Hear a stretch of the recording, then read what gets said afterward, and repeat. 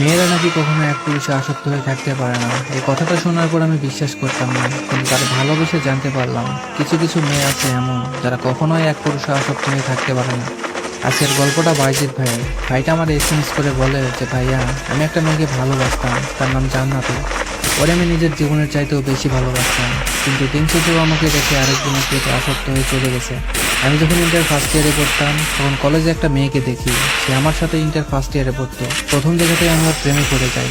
জানি না সে দেখতে কেমন ছিল, কিন্তু আমার কাছে সে সবচেয়ে সুন্দরী ছিল। আস্তে আস্তে ওরে আমি ভালোবেসে ফেলি, কিন্তু আমি ওরে কখনো প্রপোজ করিনি। আমি ওরে ফলো করতাম।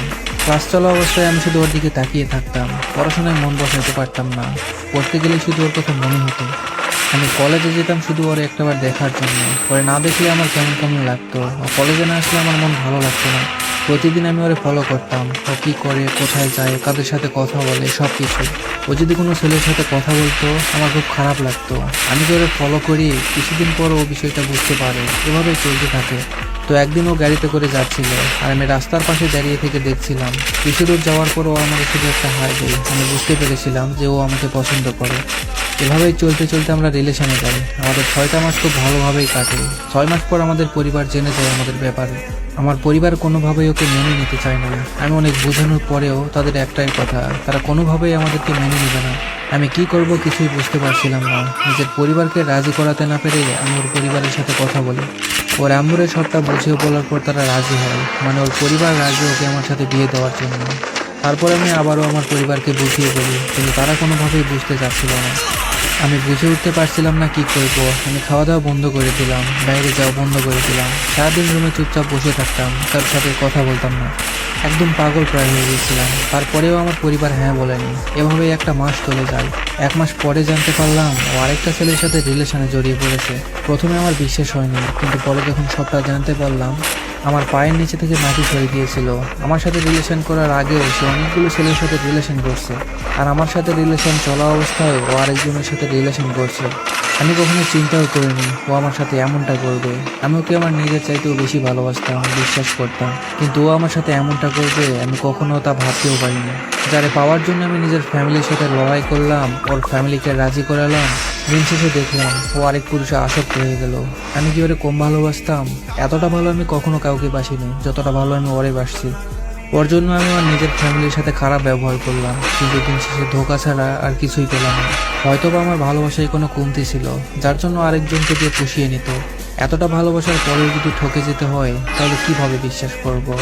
ওর জন্য আর কাউকে বিশ্বাস পর্যন্ত করতে পারি না। ভয় হয় যদি ঠকে যায়। তাই একটা কথা বলি, কাউকে বিশ্বাস করার আগে একটু সময় নিয়ে দেখবেন যে বিশ্বাস রাখার যোগ্য কিনা। হঠাৎ করে কাউকে কখনোই বিশ্বাস করবেন না। দেখবেন যাকে বিশ্বাস করে আপনি সবকিছু করতে রাজি, সেই আপনার বিশ্বাসের মূল্য না দিয়ে আপনাকে ছেড়ে অন্যজনের কাছে যেতেও একটাবার ভেবে পর্যন্ত দেখবে না।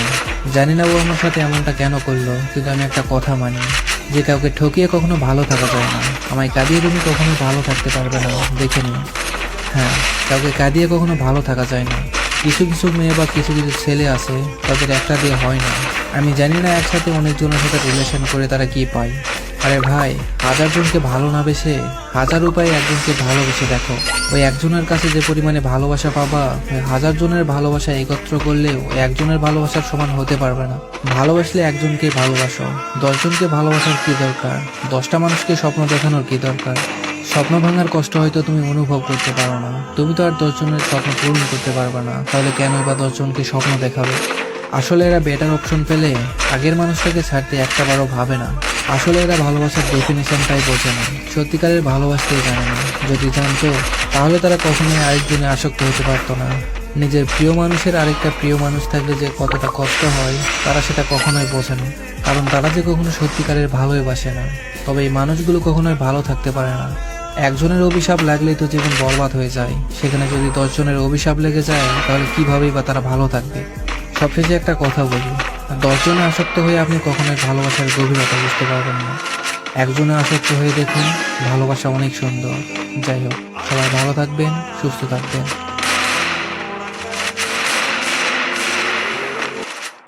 अच्छा, कुछ दिन पहले मेरी एक पोएट्री आई थी। पंडित जी का बेटा था, वो काजी साहब की बेटी थी। आप सबने जब उसको सुना होगा तो आप सबको लगा होगा एक बार को कि चलो लड़की की शादी हो गई, लड़की अपने घर, लड़का अपने घर, कहानी खत्म। लेकिन पिक्चर अभी बाकी है मेरे दोस्त। मैं आप सबसे गुजारिश करूंगा कि आप इस पोइट्री को जब भी सुने तो इसे मोहब्बत से जोड़कर सुने, क्योंकि इस पोइट्री का मकसद सिर्फ और सिर्फ मोहब्बत दिखाना है।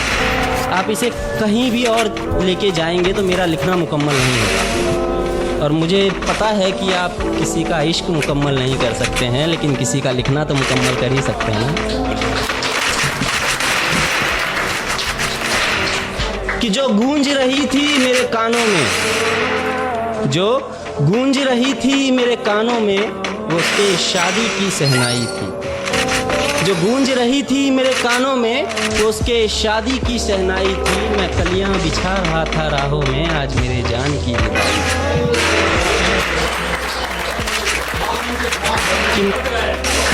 जो गूंज रही थी मेरे कानों में, वो उसके शादी की सहनाई थी। मैं कलियां बिछा रहा था राहों में, आज मेरे जान की विदाई थी। मैं वहीं मंदिर में बैठा था, मैं वहीं मंदिर में बैठा था, पर आज वो डोली में बैठी थी। मैं पंडित जी का बेटा था, वो काजी साहब की बेटी थी। मैं पंडित जी का बेटा था, वो काजी साहब की बेटी थी। इसके आगे भी कहानी कुछ नहीं है कि हर दरगाह में धागा बांधा मैंने, हर मंदिर में माथा टेका। कि हर दरगाह में धागा बांधा मैंने, हर मंदिर में माथा टेका था। मैं ईश्वर अल्लाह सब भूल गया जब उसको जाते देखा।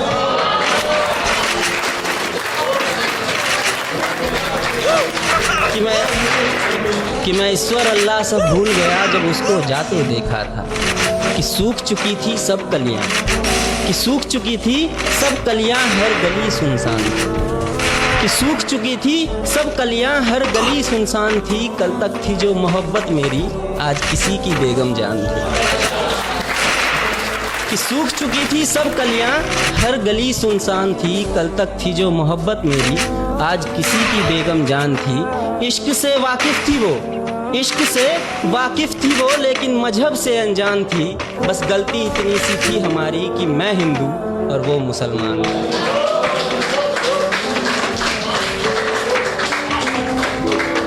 कि बिलखता रहा मैं रात भर, बिलखता रहा मैं रात भर, जब सारा जमाना सोया था। बिलखता रहा मैं रात भर, जब सारा जमाना सोया था। अकेले अश्क नहीं थे।